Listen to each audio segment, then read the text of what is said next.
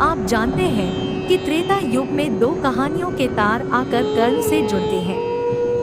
दंभोदभव नाम का एक असुर सूर्यदेव की बड़ी कठिन तपस्या की। सूर्यदेव जब प्रसन्न होकर प्रकट हुए और वरदान मांगने को कहा तो उसने अमरत्व का वरदान मांगा। सूर्यदेव ने कहा यह संभव नहीं है। तब उसने मांगा कि उसे 1000 दिव्य कवचों की सुरक्षा मिले। इनमें से एक भी कवच सिर्फ वही तोड़ सके जिसने 1000 वर्ष तपस्या की हो, और जैसे ही कोई एक भी कवच को तोड़े वह तुरंत मृत्यु को प्राप्त हो। सूर्यदेव बड़े चिंतित हुए। वे इतना तो समझते थे कि यह असुर इस वरदान का दुरुपयोग करेगा, किंतु उसकी तपस्या के आगे वे मजबूर थे। उन्हें उसे यह वरदान देना ही पड़ा। दंभोदभव अपने सहस्र कवचों की सहक्ति से अपने आप को अमर मानकर मनचाहे अत्याचार करने लगा। वह सहस्र कवच नाम से जाना जाने लगा। उधर दक्ष प्रजापति ने अपनी पुत्री मूर्ति का विवाह ब्रह्मा जी के मानस पुत्र धर्म से किया। मूर्ति ने सहस्र कवच के बारे में सुना हुआ था और उन्होंने श्री विष्णु से प्रार्थना की कि इसे करने के लिए वे आए। विष्णु जी ने उसे आश्वासन दिया कि वे ऐसा करेंगे। मूर्ति ने 2 जुड़वा पुत्रों को जन्म दिया जिनके नाम हुए नर और नारायण। दोनों 2 शरीरों में होते हुए भी एक थे, 2 शरीरों में एक आत्मा। विष्णु जी ने एक साथ 2 शरीरों में नर और नारायण के रूप में अवतरण किया था। दोनों भाई बड़े हुए। एक बार दंभोदभव इस वन पर चढ़ आया। तब उसने एक तेजस्वी मनुष्य को अपनी ओर आते देखा और भय का अनुभव किया। उस व्यक्ति ने कहा कि मैं नर हूँ और तुमसे युद्ध करने आया हूँ। भय होते भी दंभोदभव ने हंसकर कहा, तुम मेरे बारे में जानते ही क्या हो? मेरा कवच सिर्फ वही तोड़ सकता है जिसने 1000 वर्षों तक तप किया हो। नर ने हंसकर कहा कि मैं और मेरा भाई नारायण एक ही हैं। वह मेरे बदले तप कर रहे। युद्ध शुरू हुआ और सहस्र कवच को आश्चर्य होता रहा कि सच ही में नारायण के तप से नर की शक्ति बढ़ती चली जा रही थी। जैसे ही 1000 वर्ष का समय पूर्ण हुआ, नर ने सहस्र कवच का एक कवच तोड़ दिया। लेकिन सूर्य के वरदान के अनुसार जैसे ही कवच टूटा, नर मृत होकर वही गिर पड़े। सहस्र कवच ने सोचा कि चलो एक कवच गया ही सही, किंतु यह तो मर ही गया।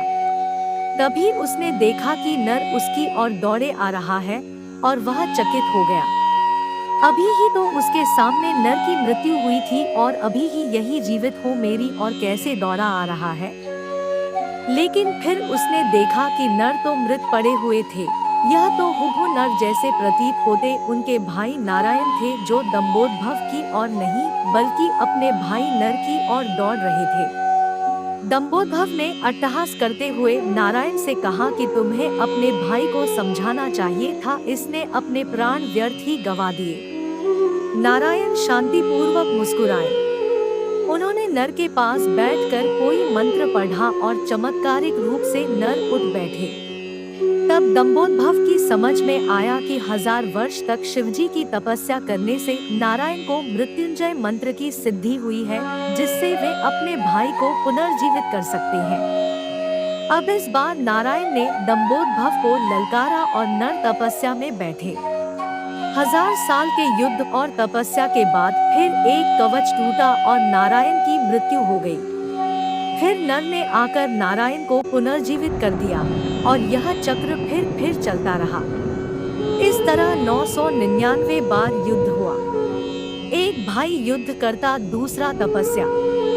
हर बार पहले की मृत्यु पर दूसरा उसे पुनर्जीवित कर देता। जब कवच टूट गए तो सहस्र कवच समझ गया कि अब मेरी मृत्यु हो जाएगी। तब वह युद्ध त्याग कर सूर्यलोक भागकर सूर्यदेव के शरणागत हुआ। नर और नारायण उसका पीछा करते वहां आए और सूर्यदेव से उसे सौंपने को कहा, किंतु अपने भक्त को सौंपने पर सूर्यदेव राजी न हुए। तब नारायण ने अपने कमंडल से जल लेकर सूर्यदेव को श्राप दिया कि आप इस असुर को उसके कर्मफल से बचाने का प्रयास कर रहे हैं, जिसके लिए आप भी इसके पापों के भागीदार हुए और आप भी इसके साथ जन्म लेंगे इसका कर्मफल भोगने के लिए। इसके साथ ही त्रेतायुग समाप्त हुआ और द्वापर का प्रारंभ हुआ। कुंती जी ने अपने वरदान को जांचते हुए सूर्य देव का आवाहन किया और कर्ण का जन्म हुआ। लेकिन यह आम तौर पर ज्ञात नहीं है कि कर्ण सिर्फ सूर्यपुत्र ही नहीं है, बल्कि उसके भीतर सूर्य और दंभोदभव दोनों हैं। जैसे नर और नारायण में दो शरीरों में एक आत्मा थी, उसी तरह कर्ण के एक शरीर में दो आत्माओं का वास था, सूर्य और सहस्रध्वज। दूसरी ओर नर और नारायण इस बार अर्जुन और कृष्ण के रूप में आए। कर्ण के भीतर जो सूर्य का अंश है वही उसे तेजस्वी वीर बनाता है, जबकि उसके भीतर दंभोदभव भी होने से उसके कर्मफल उसे अनेकानेक अन्याय और अपमान मिलते हैं और उसे द्रौपदी का अपमान और ऐसे ही अनेक अपकर्म करने को प्रेरित करता है। यदि अर्जुन कर्ण का कवच तोड़ता तो तुरंत ही उसकी मृत्यु हो जाती, इसलिए इंद्र उससे उसका कवच पहले ही मांग ले गए थे।